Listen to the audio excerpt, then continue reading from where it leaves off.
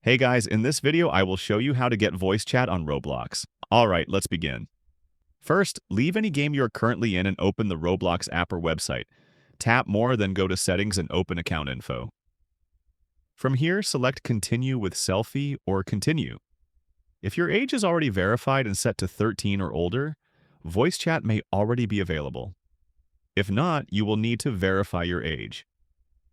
Continue the verification process using a device with a camera. Allow camera access when prompted, center your face in the circle, and follow the on-screen steps until the process is complete. Once your age is estimated as 13 or older, return to Settings.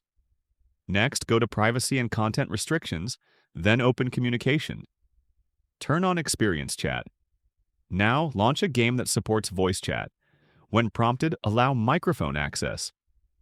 In-game, click the microphone or headset icon to enable voice chat. Open the menu, go to Settings, select your preferred input and output devices, adjust the volume, and close the menu. So that's basically how you can get voice chat on Roblox. That's it for this video. Thanks.